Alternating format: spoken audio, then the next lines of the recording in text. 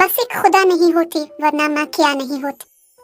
खुद गर्जी से भरी इस दुनिया में कोई भी आपकी खैरख्वाही नहीं करता जैसा आपकी माँ आपके लिए चाहती है। सब दिल वक्त के साथ बदल जाते हैं सिवाय माँ के दिल के जो एक मुस्तकिल जन्नत है। अल्लाह हम सब की माँ को सलामत रखे। रानो चिड़िया को अपनी बेटी रानी से बहुत प्यार था। वो रोज इसके लिए खाना लाती। आज रानो चिड़िया को सुबह सवेरे ही खाना मिल जाता है। वो खाना लिए एक बड़े दरख्त पर बैठी सोच रही थी। आज मेरी बेटी का जन्मदिन है। अगर मैं दाने के साथ फल भी ले जाऊं तो मेरी रानी बेटी बहुत खुश हो जाएगी। रानो चिड़िया ये सोचकर किसान के आमों के बाग में चली जाती है। मेरी बेटी को आम बहुत पसंद है। ऐसा करती हूँ, एक मीठा आम अपनी बेटी के लिए ले जाती हूँ। ये कहकर रानो चिड़िया जैसे ही आम तोड़ने लगती है कि जालिम किसान ने पत्थर उठाकर चिड़िया की तरफ फेंका। पत्थर चिड़िया के सर पर लगा और खून बहने लगता है। रुक, मैं खिलाता हूँ तेरी बेटी को आम। रानो चिड़िया का सर घूमने लगा। इसकी आंखों के सामने इसकी बेटी की सूरत आ गई। वो चकराती मौत से लड़ती और ठोकरें खाती हुई बड़ी मुश्किल से अपने घर पहुंची। माँ के सर से बहता खून देखकर लाली रोने लगी। मामा, मामा, क्या हुआ? आपको क्या हुआ? आपके सर पर किसने मारा? इंसान ने पत्थर मारा है बेटी। मामा, मामा, अपने इंसान का क्या बिगाड़ा था? मैंने बहुत बड़ा नुकसान कर दिया था इंसान का। मैंने एक आम किया तोड़ लिया, उसने मुझसे मेरी जिंदगी छीन ली। आप परेशान ना हो मामा, मैं अभी डॉक्टर अंकल को बुलाकर लाती हूँ। नहीं बेटी, मेरे पास वक्त नहीं है। मेरे बाद इस अलमारी में एक खत रखा हुआ है, वो लेकर नदी वाले जंगल में अपने अंकल लूसी कबूतर के पास चली जाना। वहाँ तुम्हारी आंटी गोरी कवि और अंकल कालू कौवा भी होंगे। वो सब तुम्हारा बहुत ख्याल रखेंगे। रानो चिड़िया ये कहते हुए एक लंबी सांस लेती है और मर जाती है। कौन जानता है कि परिंदों के दुख भी इंसानों की तरह होते हैं। रानी अभी छोटी थी और उसके दुख बहुत ज्यादा थे। वो अपनी माँ की अलमारी से इस खत को लेकर नदी वाले जंगल की तरफ चली जाती है। वो शाम से पहले दूसरे जंगल में पहुंच गई। रानी चिड़िया दरख्त की शाख पे बैठे मीठू तोते से पूछती है, तोते चचा, क्या ये नदी वाला जंगल है? हाँ छोटी चिड़िया, नदी वाला ही जंगल है।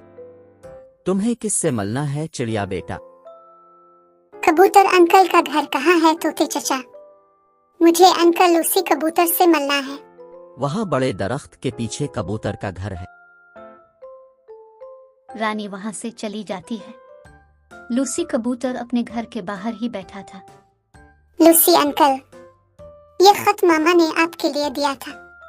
कबूतर खत लेकर कहता है, तुम रानो चिड़िया की बेटी हो? जी अंकल, मैं रानो चिड़िया की ही बेटी हूँ। फिर कबूतर खत पढ़ता है। इसमें लिखा हुआ था, कबूतर मेरे दोस्त, मेरे बेटी छोटी है। तुम कालू कौवा और गोरी कवि इसका ध्यान रखना, इसे जीने के सब तरीके सिखा देना। खत पढ़कर कबूतर रानी चिड़िया से पूछता है, क्या हुआ था रानो को? मामा को इंसान ने पत्थर मारकर मार दिया। कबूतर कुछ देर खामोश रहा और फिर लाली से कहता है, लाली बेटी, तुम्हारी खाला कबूतरी बीमार है। मैं तुम्हें अपने साथ नहीं रख सकता, और ये देखो, ये खत गोरी कवि और कालू कौवे के लिए भी है। वो सामने वाले दरख्त पर कालू कौवे और गोरी कवि का घर है। तुम उनके पास चली जाओ। और वैसे भी तुम्हारी माँ उनके पड़ोस में ही रहती थी। कोई बात नहीं अंकल, शायद माँ ने खत पर गलती से अपना नाम लिख दिया होगा। इसके जवाब में कबूतर खामोश रहता है। रानी वहां से उड़ती है और सीधा कालू कौवे और गोरी कवि के घर के बाहर जाकर आवाज देती है, कालू अंकल, गोरी आंटी, दरवाजा खोलें। आवाज सुनकर कालू और गोरी बाहर आते हैं। अरे ओ छोटी चिड़िया, कौन हो तुम? मैं रानी चिड़िया हूँ, रानो चिड़िया की बेटी। मामा ने ये खत आपके लिए दिया था। कालू देखो तो क्या लिखा है रानो चिड़िया ने हमारे लिए। कालू खत पढ़कर कहता है, मगर इस खत के शुरू में तो कबूतर का नाम लिखा है।